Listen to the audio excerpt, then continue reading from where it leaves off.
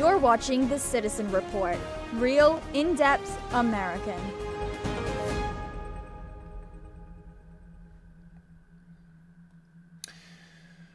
Welcome to the Citizen Report. I'm John DeShannon. Thank you for joining me today. As always, this newscast is real, in-depth American. It's always good to be back here with you. Thank you so much for joining me, and happy Thanksgiving to all of you out there. We have some updates to bring you concerning the terrorist attack which occurred yesterday in Washington, D.C. There's a number of developments that have surfaced. Some were speculative, basically during the time of my last broadcast. There was only certain very basic pieces of information concerning the suspect, his name, his nationality. He is an Afghan national, Afghanistan, and there's been, like I said, a number of developments. So a number of hours ago, we had the acting, basically U.S. Attorney in Washington, D.C., Jeanine Pirro. She delivered a press conference. At that same press conference, you also had FBI Director Kash Patel. So what I want to do first is actually play that out for you. It is a little lengthy, but I think it's good to just kind of digest all that is said there. I want to then just hang with me. After that, what I want to do is pivot to talk a little bit more, once again, about Senator Slotkin and this video that was circulated by members of Congress, that was put out there by members of Congress, and why I'm coming to the point of believing it was not just basically a challenge by the deep state for members of the military to defy President Trump. I actually believe this was comms, communications, to activate a sleeper cell. When I say sleeper cell, I'm meaning, like a lone actor, basically. Let's get into that in a few minutes, but first let's go to that press conference. And this is not live, but was broadcast or was done a number of hours ago. And let's go to it right now. Again, this is a little lengthy, but just hang with me. I believe this is important to listen to. And then we'll get into, as I said, the Senator Slotkin, that fiasco with that video and everything. So let's go to the press conference, which occurred a number of hours ago. Oh, where's Blanchard? There he is. Okay, good. It seems like we've been here before. Is this working? Is this on? Where's... It's working? All right. Thank you all for being here on this difficult day. As you know, my name is Jeanine Pirro. I am the United States Attorney for the District of Columbia, and I am joined here by several individuals who represent agencies who have been working around the clock since this horrific event happened. To my left, we have the Director of the FBI. We have General Leland Blanchard of the National Guard. Mayor Bowser is here as well. We have Frank Saldana of the DEA, Chris Hecht of DHS, Executive Assistant Chief Jeffrey Carroll of the MPD, Darren Cox of the Washington FBI Field Office, and a Special Agent in Charge, Samuel Ward of the ATF in Washington. Now, I want to provide you with an update on the tragic shooting that occurred on two brave members of the West Virginia National Guard as they served in Washington, D.C. Unfortunately, today, as most families join together to give thanks for the blessings that have been bestowed upon them, two families are shattered and destroyed and torn apart as a result of the actions of one man. First and foremost, our hearts go out to the victims and their families. These are dedicated service members who were performing their duties in service to our nation, and they are currently in critical condition. They have undergone surgery. We pray for their well-being as they continue to be cared for in the best possible way. We have been in constant contact with their families and have provided them with every resource needed during this difficult time. The two National Guards men that we're talking about are Sarah Beckstrom, who's 20 years old, and Andrew Wolf, who is 24 years old. They were uniformed members of the West Virginia National Guard, and they were in D.C. to keep D.C. safe, pursuant to President Trump's executive order to make D.C. safe and beautiful. They answered the call, they took the charge, they volunteered, they put their lives on the line for people they don't even know. And that, unfortunately, is becoming a reality more and more for the members of law enforcement. Yesterday on Thanksgiving Eve at approximately 2:15, near 17th and I Streets in the northwest section of the district, near the Farragut West Metro Station, two uniformed guardsmen were ambushed in a brazen and targeted attack. A lone gunman opened fire without provocation, ambush style, armed with a .357 Smith & Wesson revolver. One guardsman is struck, goes down, and then the shooter leans over and strikes the guardsman again. Another guardsman is struck several times. Fellow guardsmen who were there responded immediately, engaging the suspect, neutralizing the threat, and subduing him at the scene. He was transported to a local hospital where he remains, as we speak, under heavy guard. Thanks to the swift and coordinated response of the National Guard and the Metropolitan Police Department, no additional victims were harmed, and the scene was secured within minutes. The suspect, he has been identified as Ramanullah Lakanwal, a 29-year-old Afghan who entered the United States under Biden's Operation Allies Welcome, a program following the disastrous withdrawal from Afghanistan. He resided in Bellingham, Washington with his wife and, we believe, 5 children. And we're working very closely with our federal partners, especially DHS and the FBI, to review his immigration history and the vetting process itself. What we know about him is that he drove his vehicle across country from the state of Washington with the intended target of coming to our nation's capital. As we stand here today, the charges that are appropriate right now are 3 counts of assault with intent to kill while armed, a violation of DC Code 22-401 and DC Code 22-4502. He will also be charged with possession of a firearm during a crime of violence. He faces 15 years under the assault with the intent to kill. We intend to continue monitoring what the charges will be, depending upon the well-being of the guardsmen. We are praying that they survive and that the highest charge will not have to be murder in the first degree.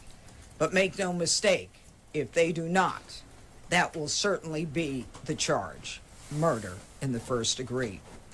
The Department of Justice, under Attorney General Pam Bondi, is committed to a thorough and an impartial investigation where we will hold this perpetrator accountable under the full weight of the law.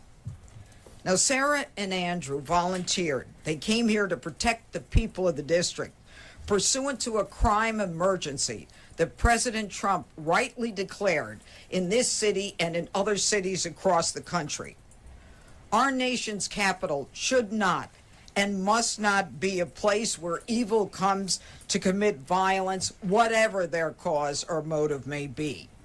We should not have to live in fear in the nation's capital, especially by one who came here from a foreign country.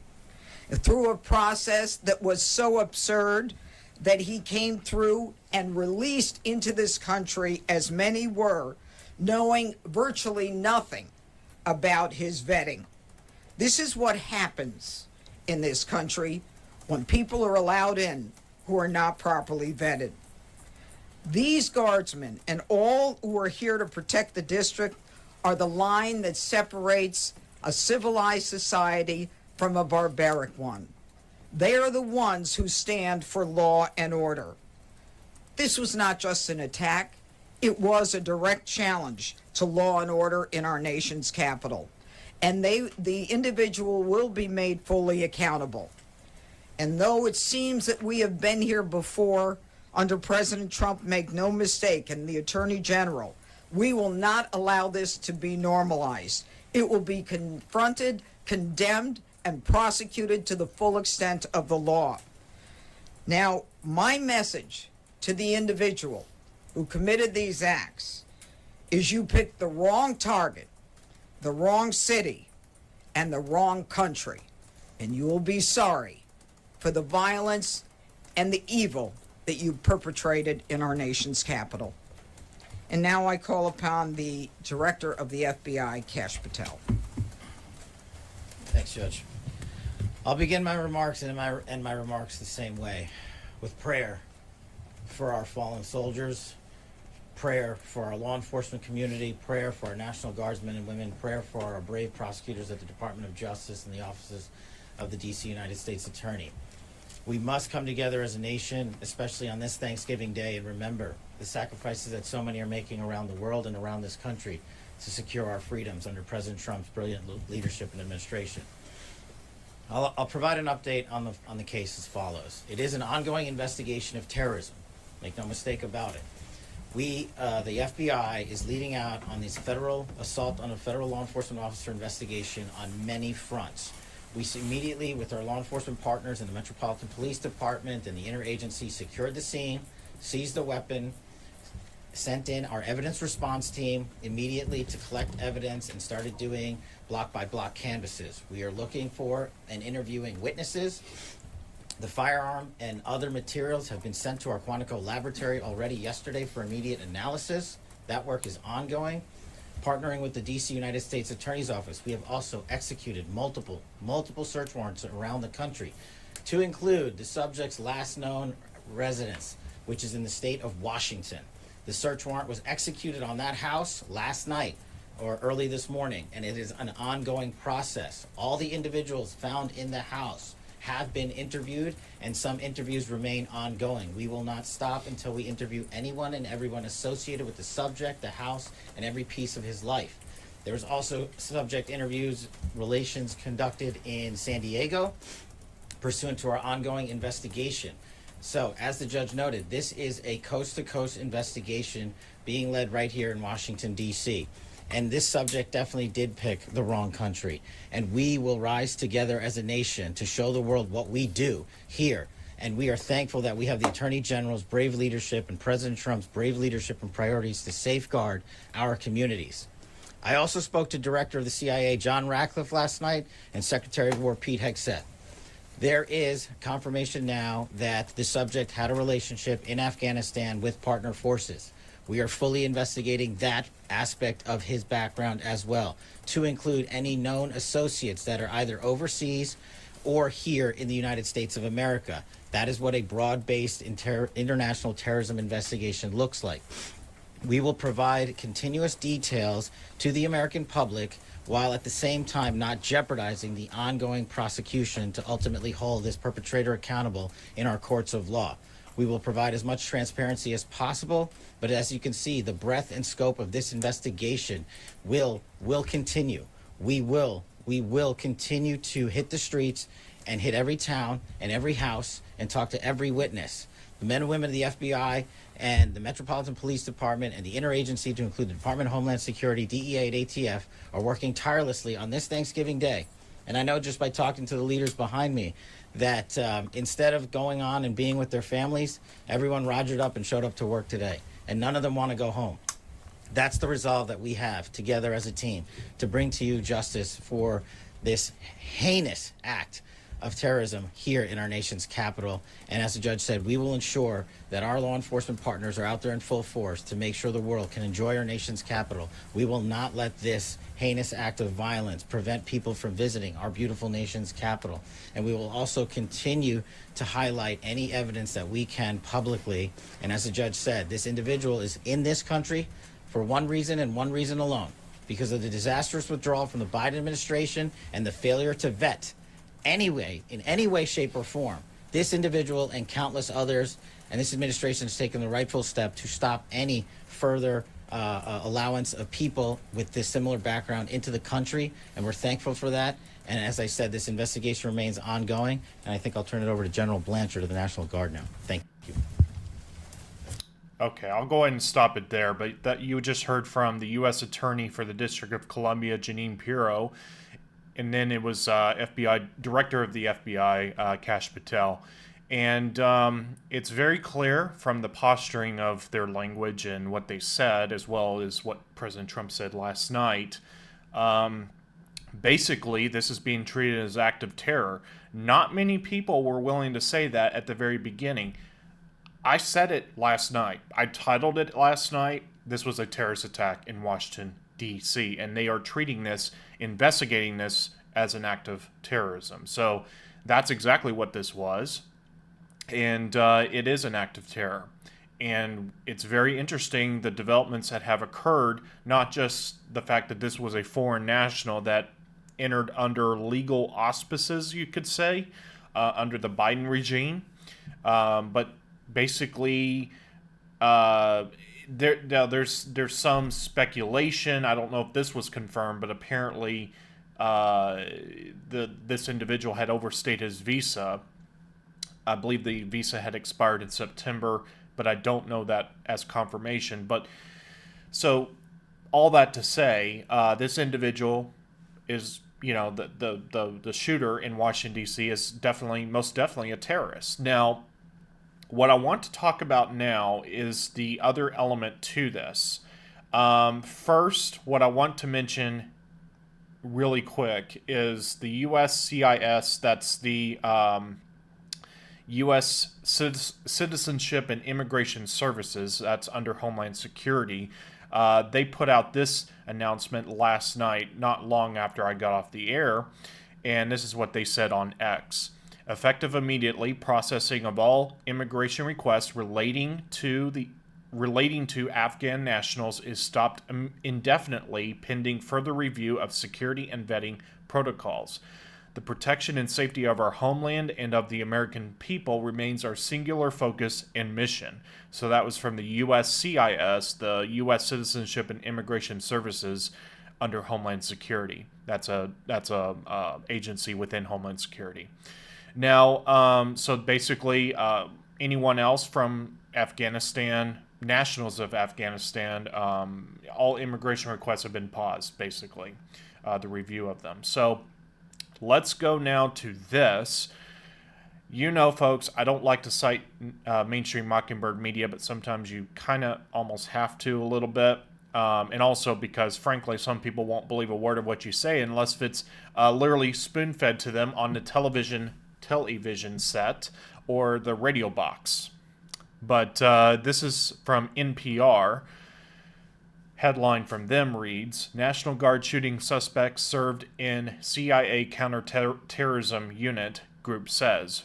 Ram Manullah Lakunwal, the Afghan man who allegedly shot two National Guard members in Washington, D.C. on Wednesday, previously served in one of Afghanistan's elite counterterrorism units, according to Afghan Evac, a nonprofit run by U.S. veterans and others who served in Afghanistan.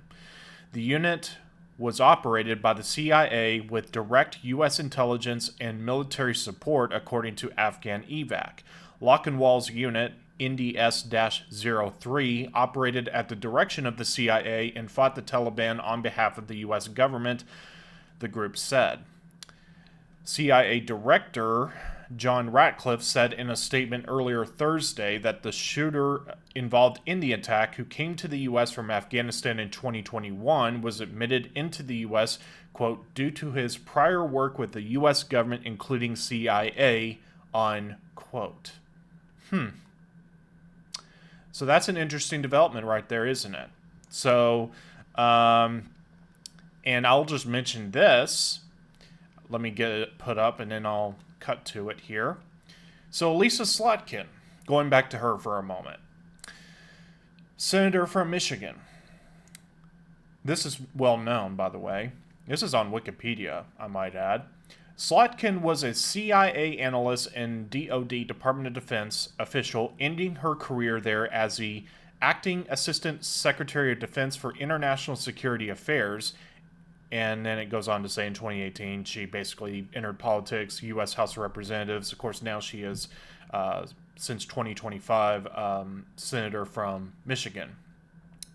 And so she is a member of that agency, or was, and I would dare say if you was, or if you've ever been part of it, it's not exactly a secret that you really don't ever stop being part of it. Let's just put it that way.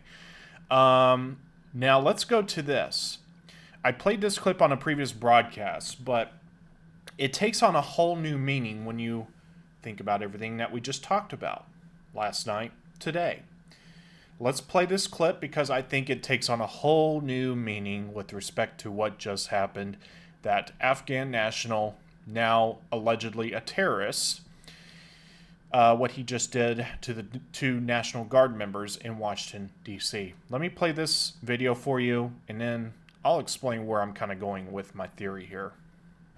I'm Senator Alyssa Slotkin. Senator Mark Kelly. Representative Chris DeLuzio. Congresswoman Maggie Goodlander. Representative Chrissy Houlihan. Congressman Jason Crow. I was a captain in the United States Navy. Former CIA officer. Former Navy. Former paratrooper and Army Ranger. Former intelligence officer. Former Air Force. We want to speak directly to members of the military And the intelligence community. who take risks each day. To keep Americans safe. We know you are under enormous stress and pressure right now. Americans trust their military. But that trust is at risk. This administration is pitting our uniformed military And intelligence community professionals. against American citizens. Like us, you all swore an oath. To protect and defend this Constitution. Right now, the threats to our Constitution aren't just coming from abroad, But from right here at home. Our laws are clear.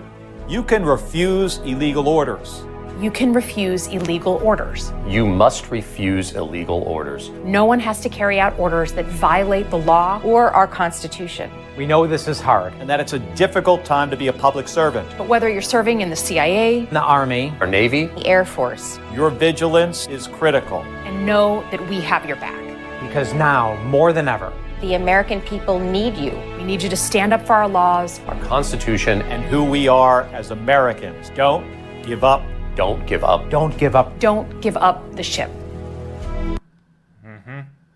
So that was that clip that they put out there. It's being now they're now being called the Seditious Six, by the way.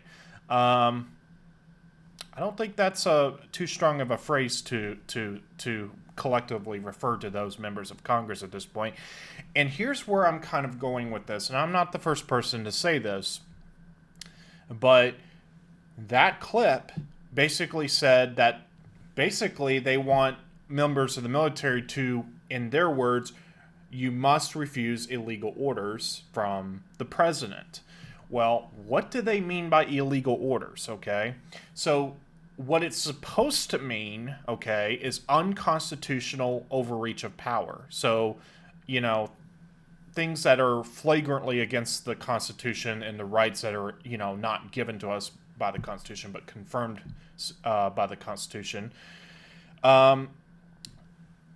Basically, what this is, in my opinion, is projection. Okay, so when they're saying illegal orders, okay, first of all, who defines that? Like, what's actually an illegal order? Okay, so first of all, it's under the Uniform, Military Code of Justice. I may have botched that term, but basically, the rule book that they go by as members of the military, right?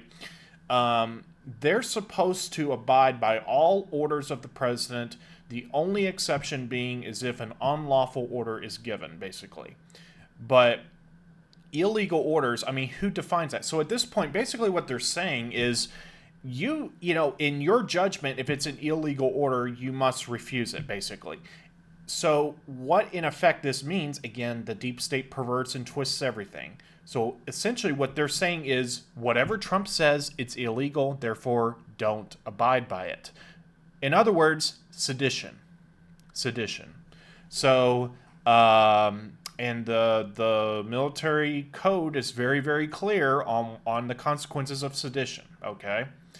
Now, what I want to play for you next, this is essentially the same soundbite. It contains, maybe a second or two longer, but essentially it's the same soundbite that I played for you last night when I was on with you live. This is from ABC This Week. It's, of course, on a political affairs show that airs on Sunday. So this past Sunday, I believe, this aired on the ABC network, and Senator Slotkin was being interviewed, and she said this. And I want to say this before I play this. I want you to pay very close attention, not just to what she said, but keep in mind what literally just happened in Washington with the terrorist attack that just occurred. So let's play this for you, bearing in mind what just happened with the terrorist attack in Washington, D.C. yesterday. Look at these videos coming out of places like Chicago. It makes me incredibly nervous that we're about to see people in law enforcement, people in uniform military get nervous, get stressed, shoot at American civilians. It is a very, very stressful situation for these law enforcement and for the communities on the ground. So it was basically a warning to say, like, if you're asked to do something, particularly against American citizens. Okay, so what she basically is saying is that, she's worried, I did this video because I'm so worried that that members of the military are going to start shooting at Americans. Well, okay, if you're a crazy person, like, mentally deranged or something, and you're listening to this, you think, basically this is what a crazy mind or crazy person would say, in response to this. It'd be like, oh, Trump is turning the military against the American people, therefore they are a threat. Therefore, and you can kind of go down the line there of the logic of a madman that would, be crazy enough, evil enough to shoot National Guardsmen or National Guard members. It was one man and one woman, and now we have two, critically injured members of the National Guard. It's, once this just happened, it puts this whole thing about the six members of Congress, it puts it all into a much different light in light of what just happened yesterday. And that's kind of what I wanted to say here is I don't think they're separate things. I think it's all one and the same somehow. And the fact that you had this individual with ties to that agency, we'll just say, okay, is also, in my opinion, another interesting element that I think is not a coincidence either. I don't think it is at all. And I think the deep state, this is exactly what they wanted. They wanted chaos, and I think I should very carefully mention, that President Trump was not in Washington when this terrorist attack occurred. And certainly by the time he was delivering his speech last night, he was in West Palm Beach, Florida. But like I said, during the terrorist attack, he wasn't even in Washington. But, needless to say, the White House went for, some time on a lockdown.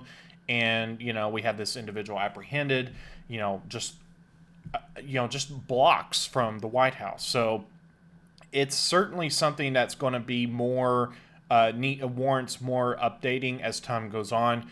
But we can see very clearly the deep state is panicking, and you can literally almost, even in that video, you can almost sense, like, and not just them, but just generally speaking, the members of the deep state, Adam Schiff and, other people, their words, what they're saying, how they're saying it, they're clearly in a panic, because the deep state is, under threat, basically.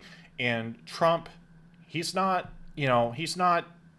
infinitely powerful. Like, it's going to ultimately be God that saves this republic from the treachery of the deep state, right? But, we can see the deep state is definitely in a full-blown panic, and they should be, because frankly, they have committed some very illegal acts, and they need to be, indicted and brought to justice lawfully and all of that. So on that note, I'm going to end it here. God bless each and every one of you. Thank you so much for tuning in. Don't forget the website, thecitizenreport.net. Rumble, keyword search The Citizen Report right here on YouTube. Subscribe to me, Jonathan Shannon. also for the citizen report. So God bless each and every one of you. Have a great rest of your day and a great weekend, everyone.